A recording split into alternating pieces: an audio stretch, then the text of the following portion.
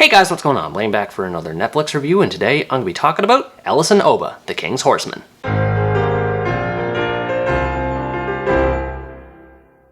Elesin Oba, the King's Horseman is a Nigerian drama film based on the stage play Death of the King's Horseman, and tells the story of its titular character, Elesin. After the king of his village dies, he must prepare for a ritual suicide 30 days later, where he will kill himself to join his king and guide him through the afterlife. However, problems begin to surface shortly before he's ready for the ritual. His sexual appetites cause him to shirk his responsibilities leading to it, and confrontations from British colonialists further complicate matters, which puts Elesin's village at risk of falling under calamity according to their traditions. I'm always interested to see African films on Netflix whenever the opportunity presents itself, and of the ones I've seen, this is definitely the best one so far. While there are some issues with it, it provides a unique insight into the culture of an African tribe, complete with relevant themes on colonialism and destiny, and a compelling performance from its main character. Elesin Oba is a force to be reckoned with whenever he's on screen. Despite his impending death and the fear it could instill in any other man, Elesin is not afraid to take his life and remains steadfast in his goal. So even though it sounds weird to say, I actually found myself rooting for him because of this. This is also because he's dedicated to the people of his community and the path he's meant to walk on, for the most part anyway.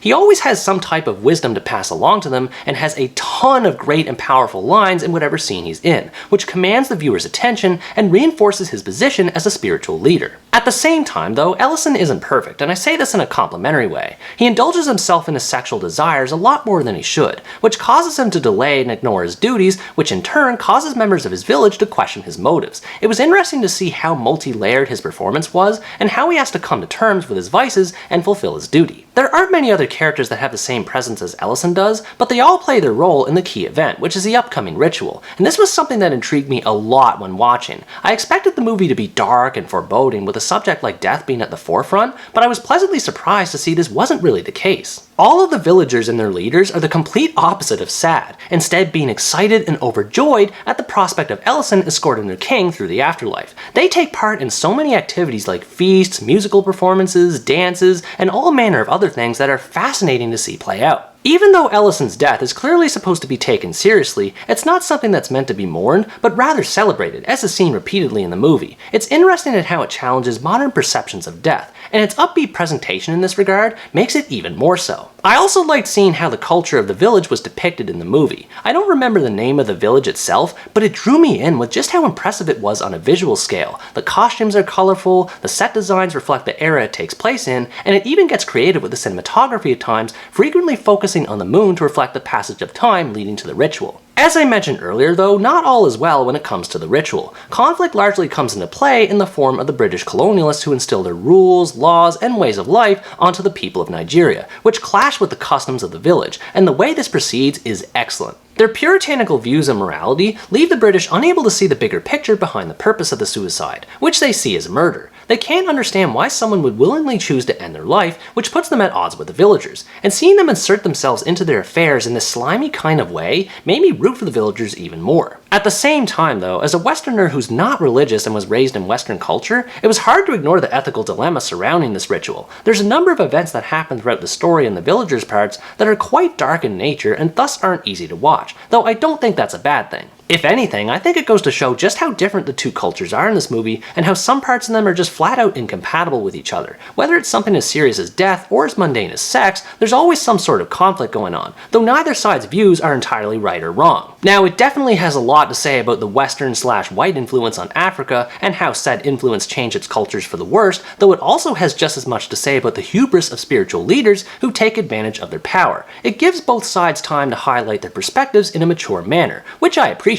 Another thing that made the ritual more compelling was that the conflict doesn't just come from the British, but from the other villagers too. A village elder named Yajala takes issue with Elesin for wanting to marry a young woman on the night of his death, while Elisin's own son Olandi returns from Britain to witness his father's death, having already held him in disregard. There's just a lot of moving parts that help keep the story fresh as it goes along, and doesn't just stay stuck in the village the whole time. This conflict proceeds at a fairly slow pace, which does give time for suspense to settle in and keep the audience hooked as the tables start to turn on Elesin. However, there are some scenes in the movie that are just a bit too slow, and this is mostly because of how much dialogue there is. Some scenes between characters go on for several minutes at a time, which end up being way longer than necessary, especially when the dialogue tends to repeat itself in the same scene, but with different wording. And while the movie does a good job at being serious when it needs to be, I also felt there were some scenes that were too goofy and overly comedic, which felt out of place. A lot of this comes from the Muslim cop Musa, who ends up being a buffoon and not having much of anything important to do. It just felt odd to have a guy like him in a movie with such serious messages behind it. Thankfully, the impact of these messages aren't hampered too much by the more silly parts. Its themes on destiny, family, and the cycle of life remain consistent and prevalent from beginning to end. It's able to weave these topics into its story in a subtle and effective way, while still allowing the main story itself to shine, and the movie is better for it.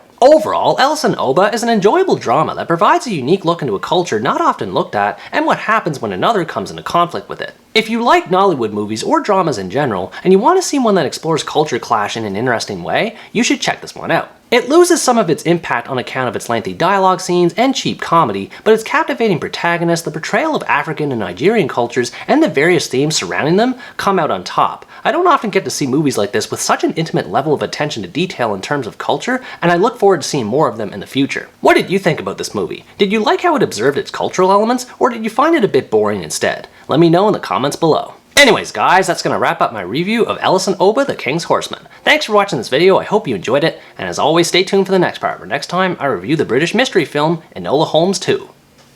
Bye bye!